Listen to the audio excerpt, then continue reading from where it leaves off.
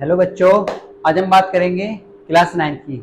Class 9 में आज हम बात करेंगे फिजिक्स के चैप्टर नंबर 4 की, जिसका नाम है वर्क, पावर एंड एनर्जी, जिसे हम हिंदी में कहते हैं कार्य, ऊर्जा और शक्ति। तो हम इसके बारे में बात करेंगे। इसमें हम देखेंगे इम्पोर्टेंट न्यूमेरिकल जो आपके एग्जाम में आ सकते हैं, जो इम्पोर्टेंट हैं, तो हम उनके बारे में बात करेंगे। तो हम सबसे पहले देखेंगे वर्क के बारे में, कार्य क्या होता है।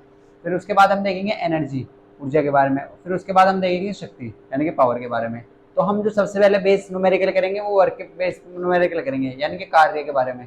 तो कार्य के बारे में देखते हैं स्टूडेंट। तो हम स्टार्ट करते हैं। देखो, हमारे जो चैप्टर का नाम है वो है वर्क,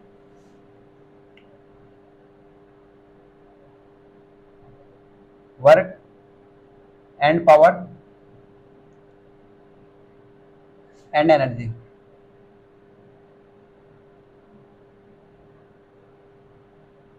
तो ये हमारे चैप्टर का नाम है student, work, power and energy.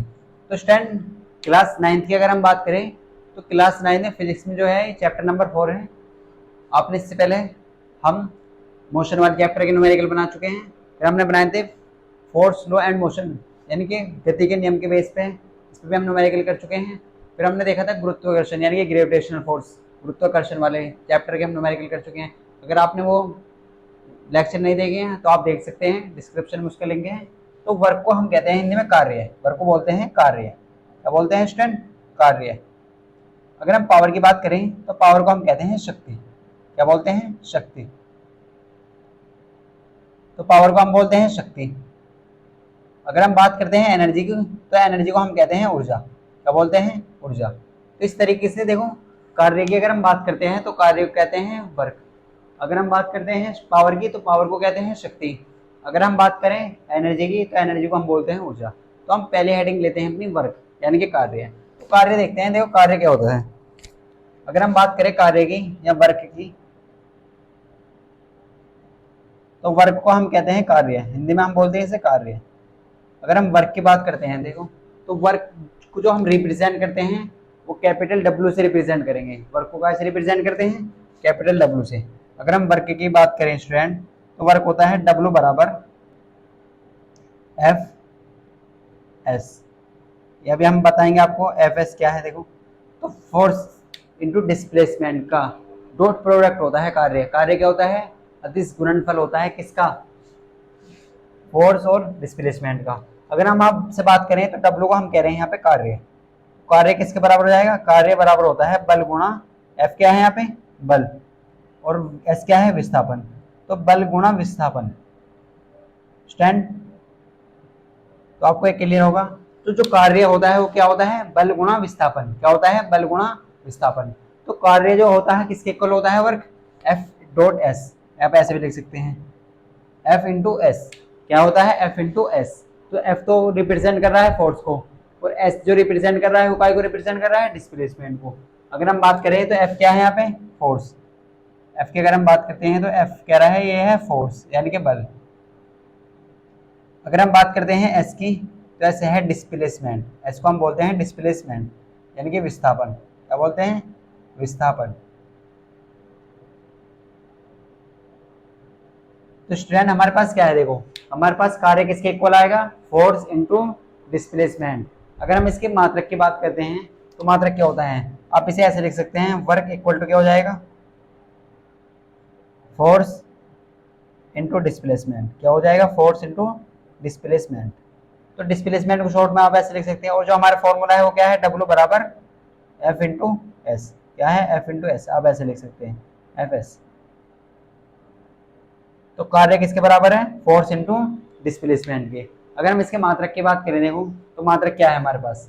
अगर हम मात्रक की बात करते हैं, मात्रक को हम बोलते हैं यूनिट। क्या बोलते हैं? यूनिट। तो अगर हम मात्रक की बात करें तो मात्रक कैसे निकालेंगे आप? मात्रक लाएंगे आप फॉर्मूले से। देखो कैसे लाएंगे। तो हमने पढ़ा है फॉर्मूला क्या होता है? डब्ल्यू बराबर एफ एस। क्या होता है? F S. एफ जो है वो फोर्स है, एस क्या है? डिस्प्लेसमेंट। अगर हम कार्य के मात्रक की बात करें तो एफ क्या है? फोर्स। और फोर्स का मात्रक आपने पढ़ा है, बल का जो मात्रक होता है वो क्या होता है? न्यूटन। क्या होता है? न्यूटन। अगर हम बात करते हैं बल के मात्रक की तो वो होता है न्यूटन। क्या होता है? न्यूटन। अगर हम एस की बात करें तो एस क्या है? विस्थापन। और विस्थापन का मात्रक क्या होता है? मीटर। क्या होता है? मीटर। तो आप ऐसे लिख सकते हैं मीटर। तो विस्थापन का जो मात्रक होता है वो होता है मीटर, क्योंकि जो विस्थापन है एक प्रकार की डिस्टेंस है, क्या है? दूरी है। और दूरी का जो मात्रक होता है वो क्या होता है? मीटर। और फोर्स का जो मात्रक है न्यूटन। ये आपको हमने लास्ट लेक्चर में बताया था कि किलोग्राम मीटर पर सेकंड स्क्वायर को ही क्या बोला जाता है? न्यूटन बोला जाता है। अगर आप इसे ऐसे लिखना चाहें तो बिल्कुल लिख सकते हैं, क्योंकि हम जानते हैं किलोग्राम मीटर पर सेकंड स्क्वायर को ही क्या बोला जाता है?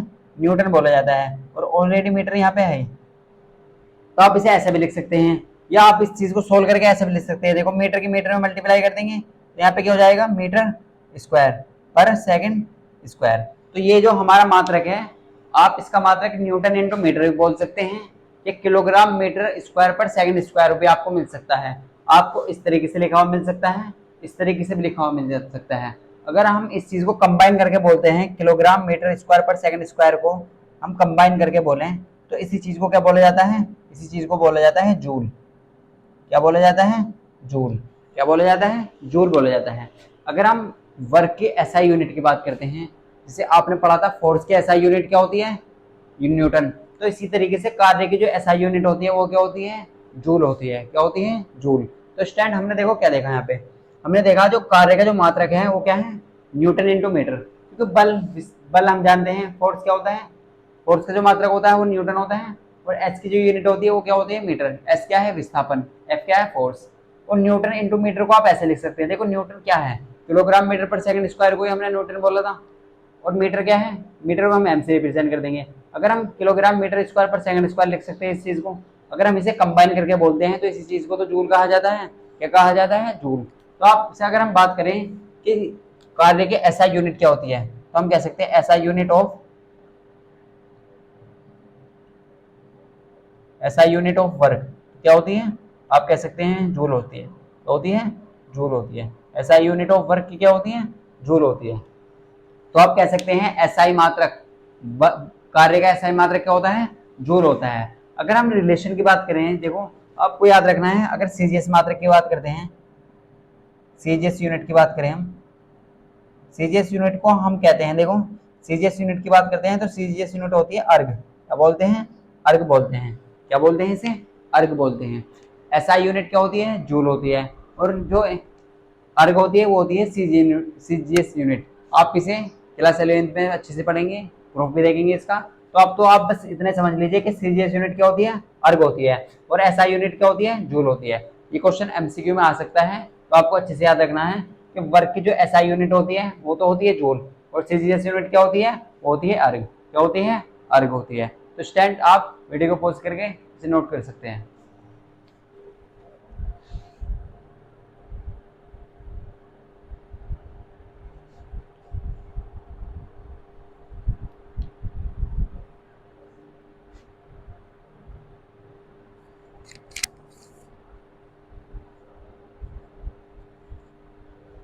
स्टूडेंट आपने नोट कर लिया होगा।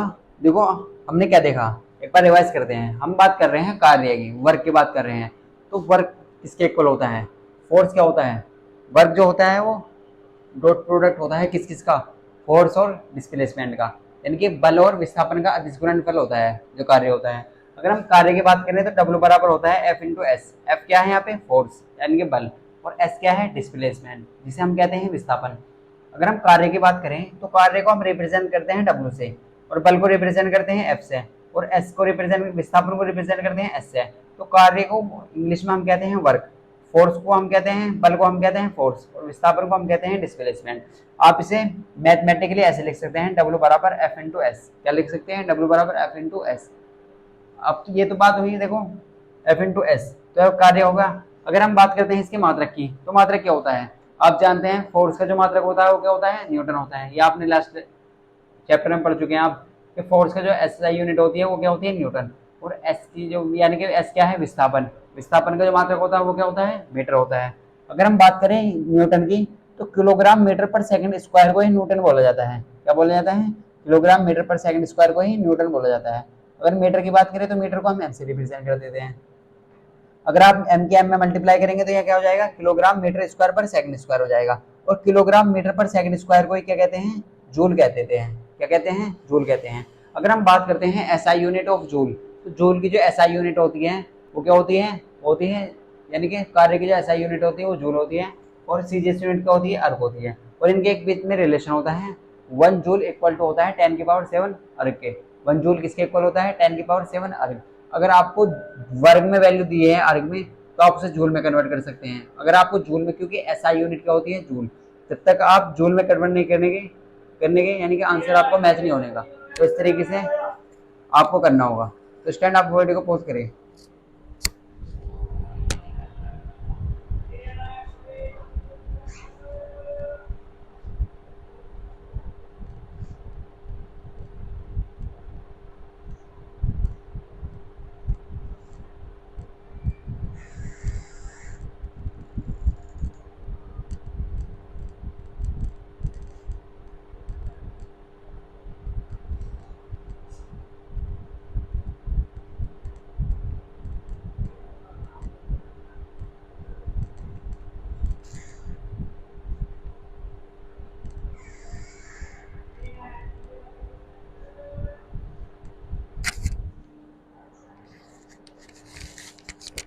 तो स्टैंड आपने नोट कर लिया होगा।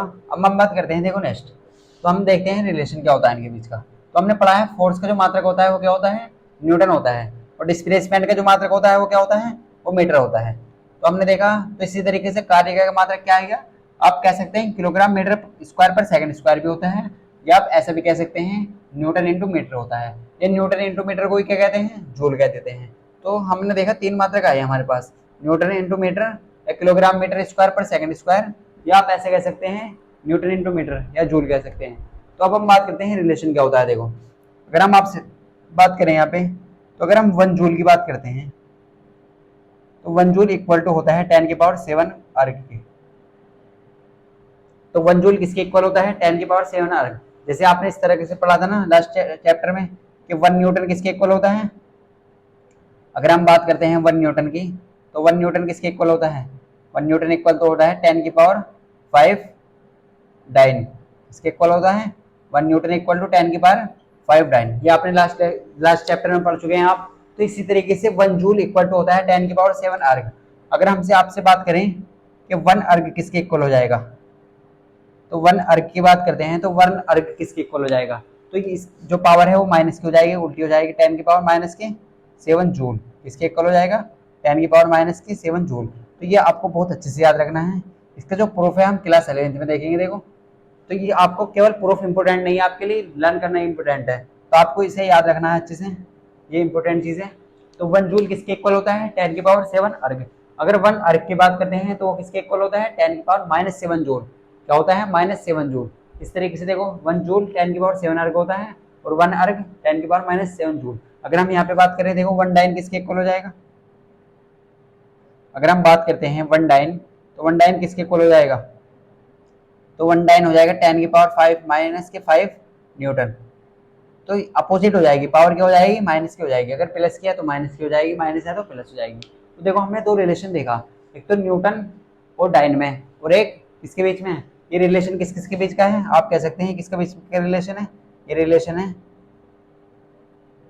रिलेशन बिटवीन, इसका रिलेशन है, रिलेशन बिटवीन जूल एंड अर्ग।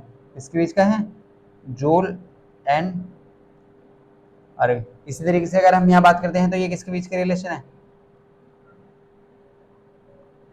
ये रिलेशन है, relation between newton and dine.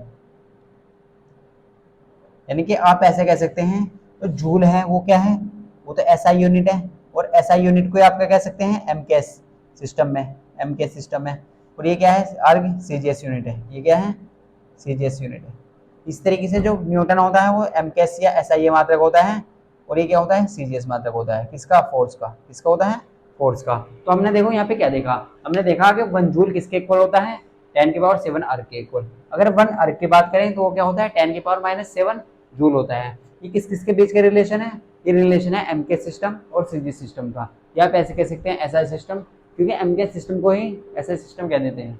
तो इस तरीके से यहाँ पे देखो, एमकेएस सिस्टम में जूल होता है, या एसआई यूनिट जूल कह सकते हैं, तो सीजीएस सिस्टम में अर्ग होता है। इस तरीके से 1 न्यूटन 10⁵ डाइन होता है, और 1 डाइन 10⁻⁻5 न्यूटन होता है। तो इस तरीके से देखो, ये न्यूटन और डाइन के बीच का रिलेशन है। तो इस तरीके से हम कह सकते हैं आपको ये अच्छे से याद रखना है। अब हम बात करते हैं, देखो नेक्स्ट बात करते हैं कुछ न्यूमेरिकल की। देखो कुछ न्यूमेरिकल की बात करते हैं। यहाँ पे एक न्यूमेरिकल लेते हैं, देखो इसी पे बेस।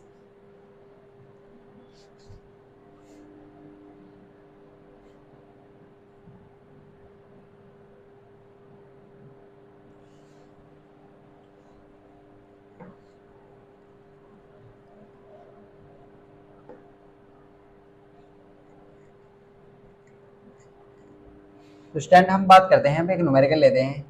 तो एग्जांपल नंबर 1 लेते हैं हम। अगर हम बात करते हैं न्यूमेरिकल की, देखो तो हमारे पास एक न्यूमेरिकल है, किसी वस्तु पर 7 न्यूटन का बल लगाकर, कुछ आप लिख लीजिए ऐसी, किसी वस्तु पर 7 न्यूटन का बल लगाकर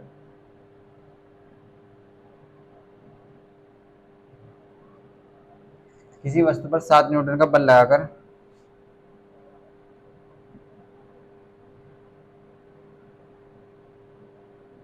बल की दिशा में वस्तु,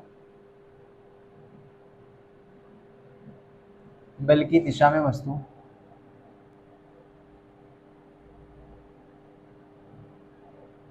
बल की दिशा में वस्तु 8 मीटर विस्थापित हो जाती है।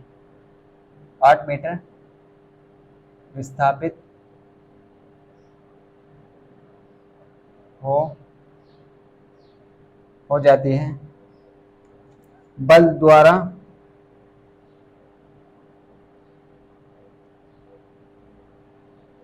वस्तु पर किया गया कार्य ज्ञात करना। आपको किया गया कार्य क्या होगा, ये आपसे पूछा है, किया गया कार्य क्या होगा। देखो आपके पास क्वेश्चन क्या है, आप उससे सबसे पहले क्वेश्चन जो भी है आपके पास उसे अच्छे से पढ़िए, उसे समझिए कि क्वेश्चन में जो गिवन है, फिर आप उसे लिख लीजिए और उसके अकॉर्डिंग सोल्व करिए। तो आपके पास क्या है, देखो किसी वस्तु पर 7 न्यूटन का बल लगाकर बल की दिशा में वस्तु को 8 मीटर विस्थापित हो जाती है। वस्तु क्या हो जाती है, 8 मीटर विस्थापित हो जाती है, बल की दिशा में विस्थापित हो जाती है। तो बल द्वारा वस्तु पर क्या गया कार्य है, यानी कि आपको वर्क फाइंड करना है, डब्ल्यू वैल्यू आपको फाइंड करनी है। तो स्टैंड आप सबसे पहले वीडियो को पॉज करें, खुद से ट्राई करिए और फिर आप बाद में उसका सॉल्यूशन देखिए। स्टैंड आपने कर लिया होगा, अब देखते हैं इसका सॉल्यूशन। तो अगर हम बात करते हैं इसके सॉल्यूशन की, तो अगर हम सॉल्यूशन की बात करें स्टैंड, तो हमारे पास क्या है, देखो आप सबसे पहले देखिए आपका गिवन क्या है। आपसे बोला किसी वस्तु पर 7 न्यूटन का बल लगाकर सिर्फ बल की दिशा में वस्तु 8 मीटर विस्थापित हो जाती है। तो बल द्वारा वस्तु पर कार्य ज्ञात करना है आपको। तो आप ऐसे करिए, देखो आपके सामने कोई वस्तु है, इस तरीके से आप बना लीजिए। आपके सामने कोई वस्तु है m किलोग्राम की, आप ऐसे मान लीजिए। आपके पास कोई ऑब्जेक्ट है, आपने क्या करा, इस पर बल लगाया, फोर्स लगाया आपने, इस तरीके से फोर्स लगाया आपने। कितने न्यूटन का फोर्स लगाया, 7 न्यूटन का। तो आपने फोर्स लगाया, तो ये जो वस्तु है ये क्या होगी, ये डिस्प्लेस होगी, यानी कि विस्थापित होगी। ये अगर यहाँ पे थी पहले, तो ये यहाँ आ गई, यानी कि एस विस्थापन हुआ। विस्थापन को आप एस से रिप्रेजेंट करते हैं और इसमें वैल्यू भी दी हुई है, कितनी दी है, 8। तो यहाँ से 8 मीटर विस्थापित हो गई है। तो ये जो वस्तु है यहाँ आएगी, यानी कि 8 मीटर विस्थापित होगी यहाँ से यहाँ तक, इस तरीके से। तो हमसे बोलेगा कि वस्तु पर कितना कार्य होगा, वस्तु पर क्या गया कार्य ज्ञात कीजिए। यानी कि कोई ऑब्जेक्ट था, आपने उसमें बल लगाया तो वस्तु विस्थापित हुई, कितनी विस्थापित हुई, 8 मीटर विस्थापित हुई। तो हमसे बोलेगा क्या गया कार्य क्या होगा, कार्य क्या होगा, क्या गया कार्य। तो हम जानते हैं, देखो आपको अगर वैल्यू समझने में थोड़ी प्रॉब्लम आती है तो आप क्या करिए, आपके मात्रक याद है, अगर आपकी वैल्यू मात्रक याद है तो आप पहचान सकते हैं कि जैसे न्यूटन किसका मात्रक होता है, फोर्स का। तो जैसे यहाँ पे दिया हुआ है वस्तु पर बल, बल आप जानते हैं न्यूटन किसका मात्रक है, फोर्स का। तो आप ऐसे कह सकते हैं F बराबर कितना है, 7 न्यूटन। F की वैल्यू कितनी, 7 न्यूटन, क्योंकि बल का जो मात्रक है न्यूटन, और बल को कैसे रिप्रेजेंट करते हैं आप, F से। तो आपके पास F की वैल्यू आ चुकी है। अगर आप आगे बात करते हैं, देखो वस्तु पर 8 मीटर विस्थापित, यानी कि 8 मीटर, मीटर किसका मात्रक है, विस्थापन का या दूरी का। तो विस्थापन कितना है, S 8 मीटर, ये हमने यहाँ पे लिख दिया है। देखो आपको फाइंड क्या करना है, कार्य, कार्य को कैसे दिखाते हैं, W से। तो इस तरीके से आप कर सकते हैं। देखो तो आपके पास क्या है, देखो आपके पास हम जानते हैं कार्य किसके इक्वल होता है, अभी हमने देखा था कि कार्य होता है फोर्स इंटू डिस्प्लेसमेंट, यानी कि बल गुणा विस्थापन। तो आप इसे यहाँ पे लिख लीजिए इस तरीके से, देखो डब्ल्यू किसके बराबर होता है, एफ इंटू एस, किसके बराबर होता है, एफ इंटू एस। तो डब्ल्यू बराबर एफ, एफ का मान कितना है 7, कितना है 7। अगर हम बात करते हैं एस की, तो एस कितना है 8, तो आप कह सकते हैं 8 सत्ते 56, 56 आ चुका है। अब आपको सबसे जरूरी है यहाँ मात्रक लगाना, तो आप मात्रक क्या लगाएंगे, हमने 3 मात्रक देखे थे, देखो हमने कार्य के कितने मात्रक देखे थे, 3 मात्रक देखे थे यानी कि वर्ग के। वो क्या क्या थे, एक तो था जूल, एक था न्यूटन इंटू मीटर, और एक आप लिख सकते हैं किलोग्राम मीटर स्क्वायर पर सेकंड स्क्वायर। ये तीनों ही मात्रक काय के थे, ये कार्य के मात्रक थे। किसके मात्रक थे, कार्य के मात्रक। तो आप यहाँ पे सबसे अच्छा है जूल लगा दीजिए, क्या लिख दीजिए यहाँ पे, जूल लगा दीजिए।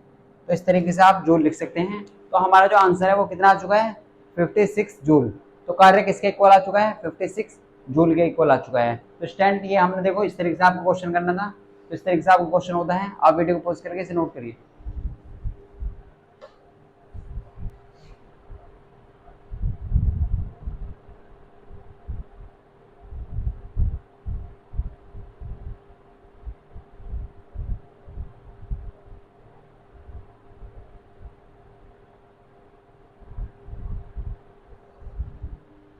स्टैंड आपने नोट कर लिया होगा। अब हम बात करते हैं देखो नेक्स्ट क्वेश्चन की। तो आपने नोट कर लिया होगा, आपको क्लियर होगा। हम बात करेंगे नेक्स्ट क्वेश्चन की।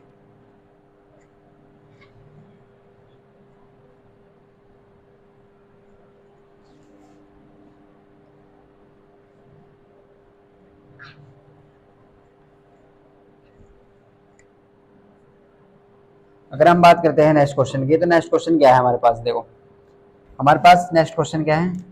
तो एग्जाम्पल 2 की बात करते हैं अब। देखो इंपोर्टेंट क्वेश्चन है, एग्जाम्पल 2 आपको अच्छे समझना है। तो हम लेते हैं नेक्स्ट क्वेश्चन।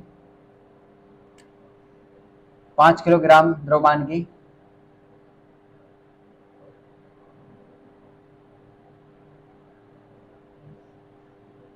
5 किलोग्राम द्रव्यमान की एक वस्तु को एक वस्तु को ऊर्ध्वाधर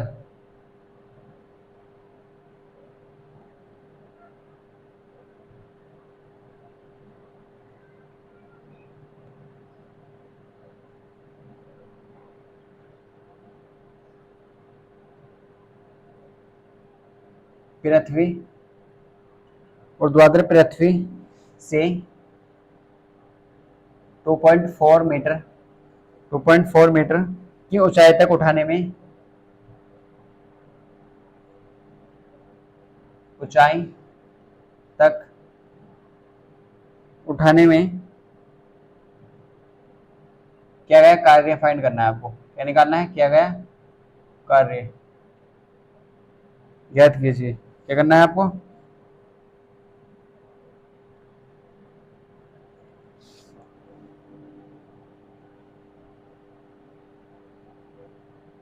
और आपसे बोला गया क्वेश्चन में आपको जो स्मॉल जी की वैल्यू है वो कितनी लेनी है, 10 मीटर पर सेकंड स्क्वायर लेनी है। कितनी लेनी है, 10 मीटर पर सेकंड स्क्वायर। ये आपको 10 की जी की वैल्यू लेनी है। देखो आपको क्वेश्चन को सबसे पहले पढ़ना है। ये आपका क्वेश्चन है आपके पास, 5 किलोग्राम द्रव्यमान की एक वस्तु को ऊर्ध्वाधर ऊपर की ओर यानी कि पृथ्वी से 2.5 ऊंचाई तक ले उठाने में क्या कार्य ज्ञात करना। आपको क्या करना है, कोई ऑब्जेक्ट है उसको 2.4 मीटर उठाया जाता है, तो आपको बताना है कि कार्य कितना है, कितना कार्य है। तो आप स्टैंड वीडियो को पॉज करें, इसे खुद से ट्राई करें।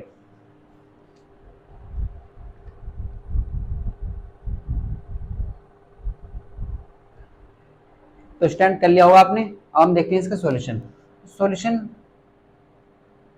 कैसे करेंगे इसका, देखो तो अगर हम इसके सॉल्यूशन की बात करते हैं स्टैंड, तो हमसे सबसे पहले गिवन क्या है, देखो 5 किलोग्राम द्रव्यमान की एक वस्तु। तो हमारे पास कोई वस्तु है, देखो इस तरीके से आप बना लीजिए। आपके पास कोई वस्तु है, वो कितनी 5 kg की, इसकी है 5 kg की, और उसे कितने ऊपर उठाया जाता है 2.5 के 2.4 मीटर हो।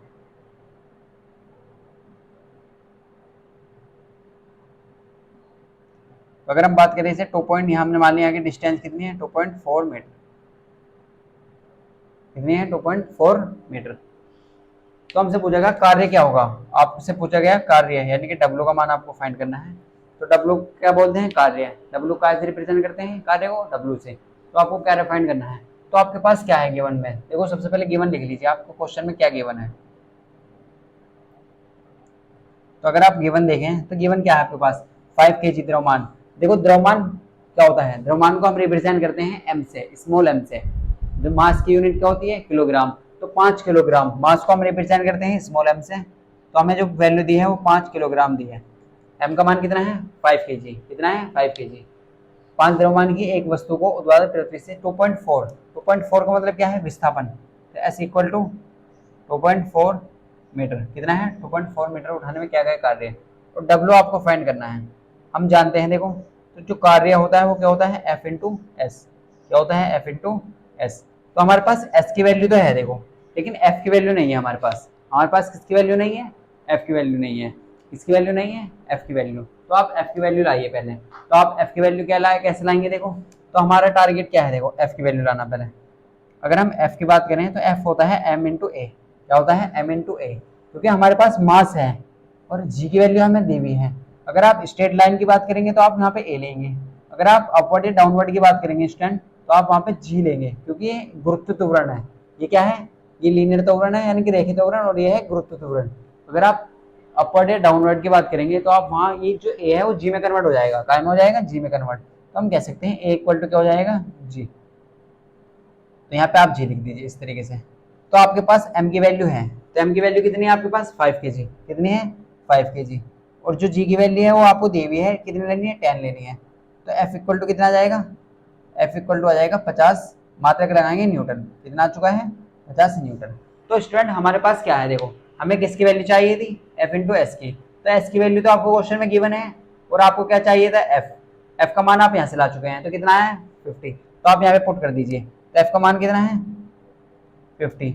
और s का मान कितना है यहाँ पे, इसे आप इस तरीके से लिख लीजिए। s को, s कितना है, 2.4। कितना है, 2.4। यहाँ से पॉइंट हटाइए, एक जीरो लगाइए, और इस जीरो से जीरो कैंसिल कर दीजिए। तो यहाँ पे फाइनल कितना आंसर आ जाएगा देखो। तो यहाँ बच रहा है 5 और यहाँ रहा है 24। अगर आप 24 की 5 में मल्टीप्लाई करें तो कितना जाएगा देखो, 4 पंजे होते हैं 20, हासिल लगे तो 5 दूनी 10 हो तो 12। तो 120 आ चुका है। और मात्रक क्या लगाएंगे आप, जूल। क्या लगाएंगे, जूल। तो इस तरीके से आपने मात्रक लगा दिया, जूल। तो डब्ल्यू बराबर क्या आ चुका है, 120 जूल। तो स्टैंड आपको क्वेश्चन नंबर 2 ऐसे करना था। इस तरीके से क्वेश्चन नंबर 2 आप वीडियो को पॉज करके नोट कर सकते हैं।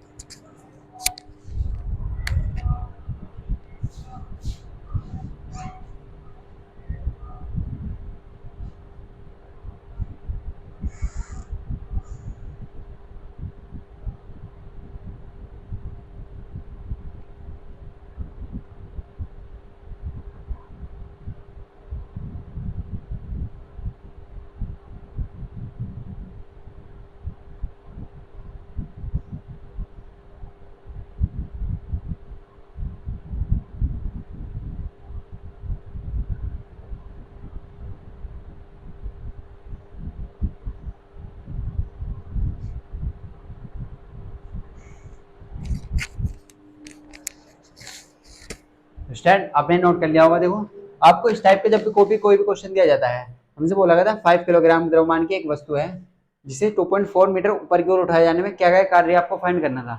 तो आपको क्या गिवन था, आपको द्रव्यमान दिया था और विस्थापन दिया था, और आपसे कार्य पूछा गया था। जब भी आपको इस टाइप का क्वेश्चन दिया जाता है तो आपको जो आपका टारगेट है, देखो हमें क्या निकालना था, कार्य। हमें किस चीज की जरूरत थी, एफ इंटू एस की। तो एस तो आपके पास था लेकिन एफ नहीं था। तो एफ कैसे निकाल लाते आप, हम जानते हैं एफ क्या होता है, फोर्स। और फोर्स किसके इक्वल होता है, एम इंटू ए, यानी कि द्रव्यमान गुणा त्वरण के।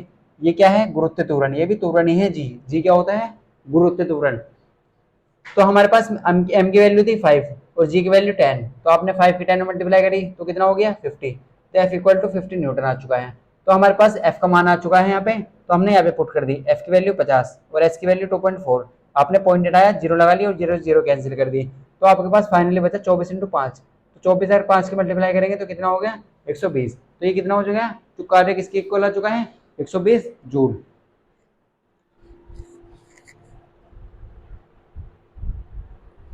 तो स्टैंड अब बात करते हैं नेक्स्ट क्वेश्चन की। देखो तो हमारे पास नेक्स्ट क्वेश्चन क्या है,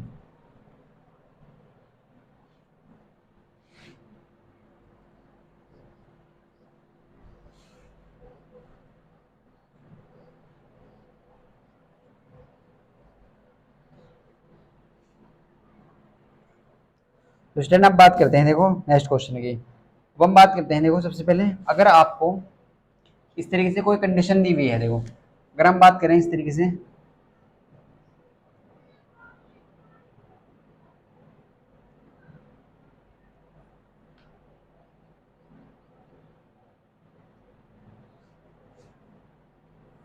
अगर आपको इस तरीके से फोर्स और यह है डिस्प्लेसमेंट एस, और यहाँ पे कोई एंगल है थीटा, क्या है यहाँ पे कोई एंगल थीटा, तो आपको ऐसी कंडीशन आती है तो आप क्या लगाएंगे, अगर आपको एंगल दिया हुआ है क्वेश्चन में तो आप कह सकते हैं डब्ल्यू बराबर हो जाएगा एफ एस कोस थीटा, क्या हो जाएगा एफ एस कोस थीटा। तो कार्य किसके इक्वल हो जाएगा, एफ एस कोस थीटा। अभी कोस थीटा क्या है, कोस थीटा है एंगल किस किसके बीच का, बल और विस्थापन के बीच का कोण। कोस थीटा क्या है, अगर हम कोस थीटा की बात करें तो कोस थीटा को हम बोलते हैं, कोस थीटा क्या है एफ और एस के बीच कोण, के बीच का कोण।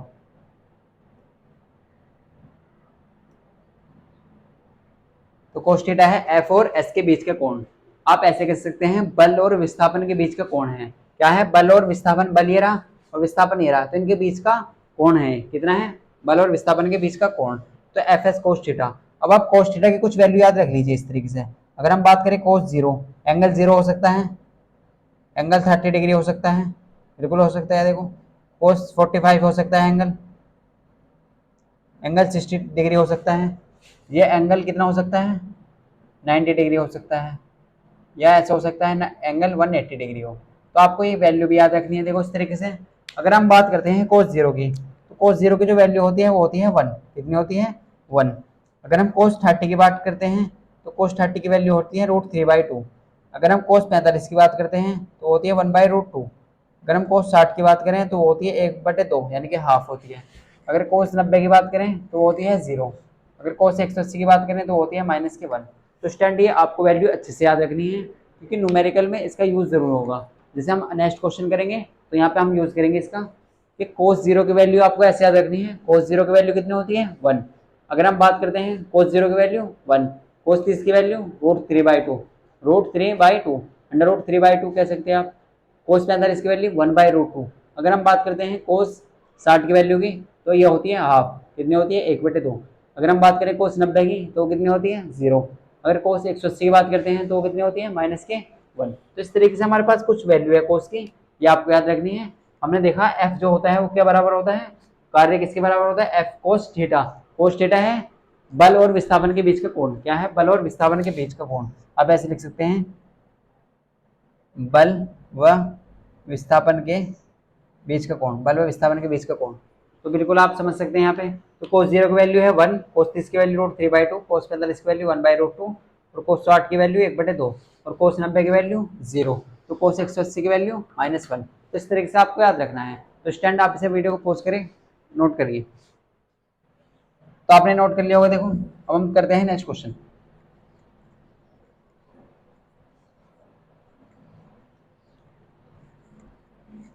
अगर हम बात करते हैं नेक्स्ट क्वेश्चन की, देखो नेक्स्ट क्वेश्चन क्या है हमारे पास। तो एग्जाम्पल 3 की बात करते हैं। नेक्स्ट क्वेश्चन की अगर हम देखें, नेक्स्ट क्वेश्चन क्या है हमारे पास,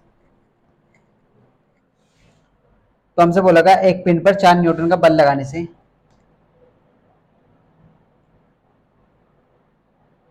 एक पिन पर 4 न्यूटन का बल लगाने से, एक पिन पर 4 न्यूटन का बल लगाने से वह 60 डिग्री कोण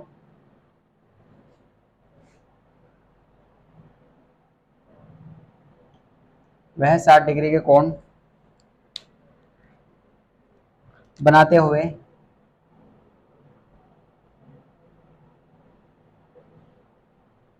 60 डिग्री कोण बनाते हुए 4 मीटर विस्थापित हो जाते हैं,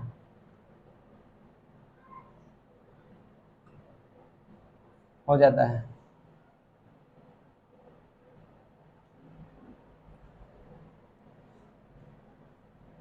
बल द्वारा क्या गया कार्य ज्ञात करना आपको, आपसे बोलेगा बल द्वारा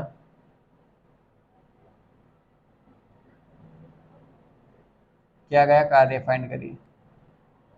आपको क्या निकालना है, बल द्वारा क्या गया कार्य है।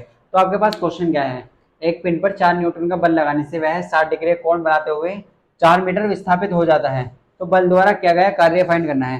तो आपको क्या करना है, सबसे वीडियो को पॉज करना है और फिर खुद से ट्राई करना है।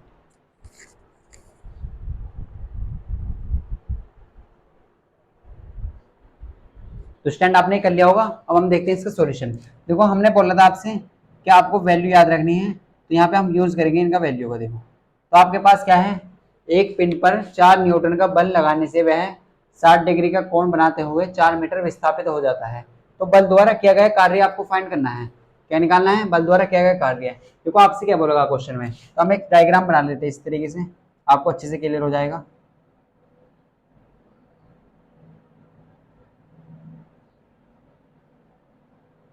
अगर हम बात करते हैं स्टूडेंट, तो आपसे बोला इस तरीके से, देखो यहाँ पे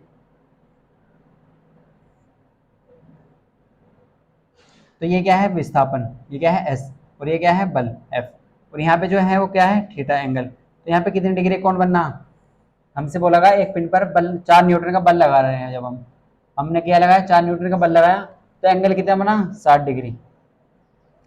4 मीटर विस्थापित हो गया, कितना होगा 4 मीटर विस्थापित हो गया। तो एस का जो मान है वो कितना है 4 मीटर विस्थापन हो गया। और वो गया क्या गया कार्य, तो आपको डब्ल्यू फाइंड करना है। आप जानते हैं डब्ल्यू बराबर क्या होता है, एफ एस कोस थीटा। क्या होता है, एफ एस कोस थीटा। तो अगर हम बात करते हैं डब्ल्यू बराबर एफ एस कोस थीटा, क्या होता है एफ एस कोस थीटा। तो अगर स्टूडेंट हम बात करें एफ एस कोस थीटा में यहाँ पे, तो एफ क्या है फोर्स, एस क्या है विस्थापन, और जो कोस थीटा है वो है एंगल किसके बीच का, विस्थापन और बल के बीच का, बल और विस्थापन के बीच का। तो हमारे पास वैल्यू देख लेते हैं हमें क्वेश्चन में क्या गिवन है। तो अगर हम वैल्यू की बात करें तो हमसे बोलेगा एक पिन पर 4 न्यूटन, न्यूटन किसका मात्रक है बल का, और बल को हम रिप्रेजेंट करते हैं एफ से, तो वो कितना है 4 न्यूटन। अगर आप बात करते हैं 60 डिग्री, एंगल कितना है थीटा से दिखाते हैं एंगल को 60 डिग्री, वो बनाते हुए 4 मीटर, यानी कि एस का मान है 4 मीटर। आपसे फाइंड करना है डब्ल्यू, तो डब्ल्यू आपको फाइंड करना है। तो डब्ल्यू किसके बराबर होता है, एफ एस कोस थीटा, किसके बराबर होता है एफ एस कोस थीटा। तो एफ की वैल्यू कितनी है आपके पास, आप एफ की वैल्यू रख दीजिए यहाँ पे, कितनी है 4, एफ की वैल्यू कितनी है 4। अगर आप बात करते हैं एस की, तो एस की वैल्यू है 4, कितनी है 4। अगर आप कोस थीटा की बात करें तो कोस थीटा की वैल्यू कितनी है 60, कितनी है कोस 60।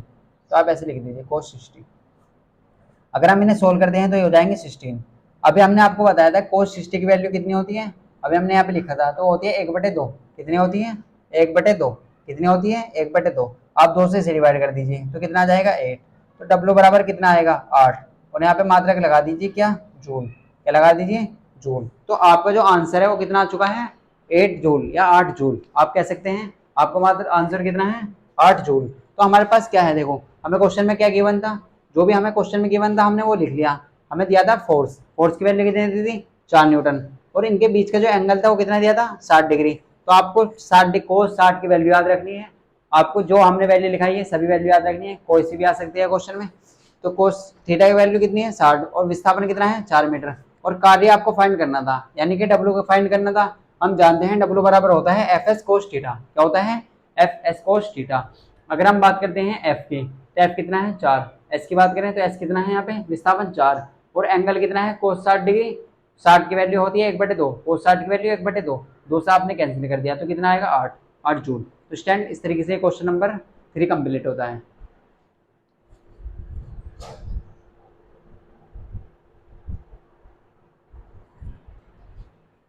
स्टैंड इस लेक्चर में इतना ही। नेक्स्ट लेक्चर में हम बात करेंगे पार्ट 2 में गतिज ऊर्जा और शक्ति के बारे में। पहले हम देखेंगे गतिज ऊर्जा और स्थिर ऊर्जा क्या होती है, फिर हम देखेंगे शक्ति, ये शक्ति पावर क्या होती है, पावर के बारे में क्वेश्चन करेंगे। तो स्टैंड अगर आपको कोई भी डाउट है इससे रिलेटेड, क्वेश्चन से रिलेटेड, या आपको कोई भी किसी भी क्वेश्चन से रिलेटेड डाउट है तो आप हमसे कमेंट में पूछ सकते हैं। स्टैंड अगर आपको वीडियो अच्छी लगी है तो वीडियो को लाइक करें और हमारे चैनल को सब्सक्राइब करिए। मिलते हैं नेक्स्ट क्लास में।